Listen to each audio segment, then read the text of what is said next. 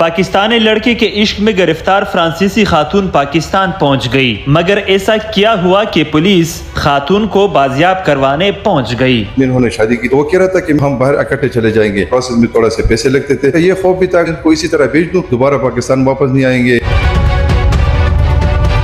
کچھ دہائی پہلے ایک فرانسیسی خاتون ایک افریدی کی محبت میں گرفتار ہو کے پاکستان آتی ہے، پھر وہی کہانی، پھر وہی عشق کا قصہ آخر تانے پہنچ جاتا ہے۔ یہ سارا معاملہ کیا ہے، اس وقت ہمارے ساتھ موجود ہے باڑہ پولیس اسٹیشن کے ڈی ایس پی مظہر صاحب، ان سے جانتے ہیں انہوں نے کچھ دن پہلے ہی یہ فرانسیسی خاتون کی بازیابی کی ہے۔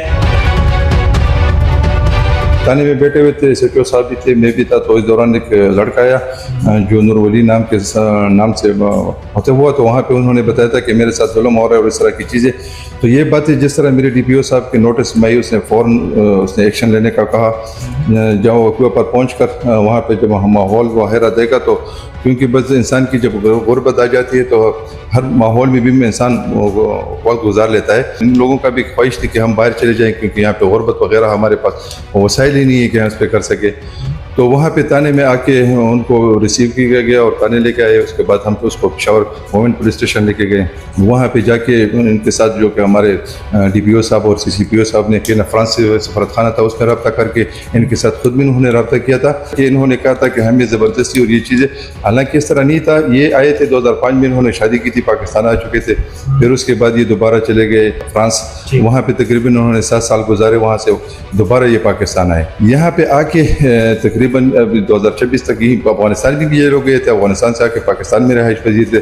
تو ان کا جو کہ نا غربت کا معاملہ تھا اور باہر جانے کا پلان تھا، کیونکہ اس پروسیس میں تھوڑا سے پیسے لگتے تھے، آپ کے پاس اتنے پیسے تھے نہیں تھے، اور ان کو یہی کہہ رہا تھا کہ آپ صبر کر لیں، میں کچھ کر لیتا ہوں، تو اس کے بعد ہم چلے جاتے ہیں۔ یہ شکایت انہوں نے پہلی بار کی ہے کہ نہیں؟ جس طرح آپ نے کہا کہ 2004 میں ان کی شادی ہوئی تھی، اس سے پہلے ان کی کوئی شکایت آئی تھی باڑہ پولیس اسٹیشن میں یا کہیں اور پر؟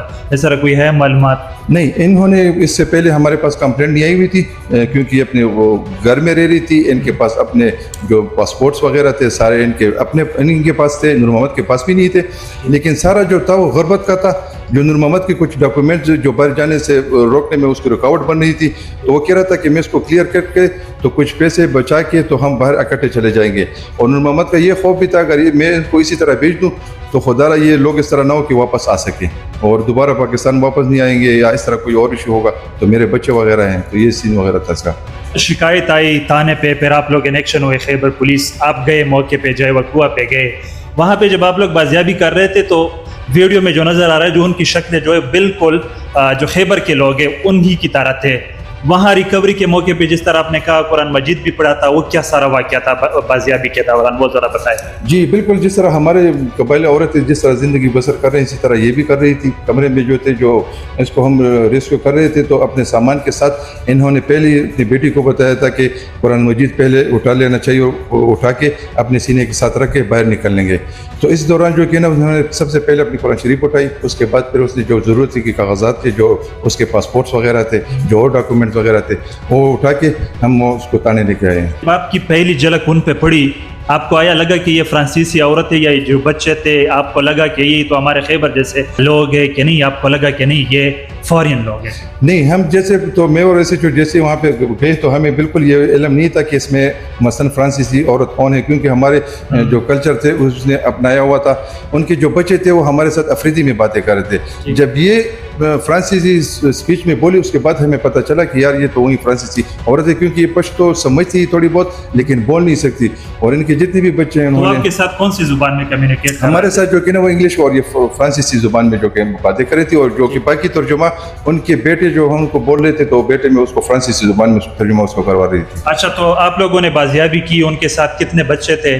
آپ لوگ کہاں پہ لے کے گئے؟ کون سے دفعات کے تحت FIR درج ہے؟ ان کے 4 بچے تھے، ایک جو اس کا سن اللہ جو کہ اسی طرح اس نے بھی اس کا پاسپورٹ بنایا ہوا تھا، تو یہ تقریباً 7 بندے بچے تھے۔ ایک اس کی نواسی ہے، جو اس کی بیٹی، اس کی شادی بھی ہو چکی تھی تقریباً 4-5 سال پہلے، اس کا شوہر بھی فوت ہو چکا تھا، اس سے 2 بچے، تو ان کے ساتھ پاسپورٹس وغیرہ ہیں جو ان کو ریسیو کر کے تو ہم اس کو تانے لے کے آئے۔ جو ملزم ہے جس کے خلاف شکایت ہے، آپ لوگوں کی انٹروگریشن میں کیا باتیں آئی کہ جو عشق کا قصہ تھا وہ تانے تک کس طرح پہنچا؟ اصل میں یہی نہ تھا کہ بات جب آ جاتی ہے تو بات آخر کار غربت پہ آ جاتی ہے. ان لوگوں کا اس طرح کوئی نہیں تھا. اگر یہ کہہ رہے ہیں حالانکہ انہوں نے نور محمد نے خود اس کو جو کہ نا 3 مرتبہ اسلام آباد فرانس سے فرد خانے لے کے گئے, ان کے پاسپورٹ نہیں کروائے. اگر ان کو کمپلینٹ وغیرہ یا کوئی تھی تو شاید وہ لوگ اسلام آباد کمپلینٹ بھی وہاں پہ بھی کروا سکتے تھے. لیکن ابھی جو ان کا جو تندرستی تھی تو یہ تھا, اس کا یہ بیٹا جو تھا نشے وغیرہ کا عادی تھا. انہوں نے جو کہ نا میرے خیال میں رمضان سے پہلے انہوں نے اسپتال میں بھرتی کروایا تھا.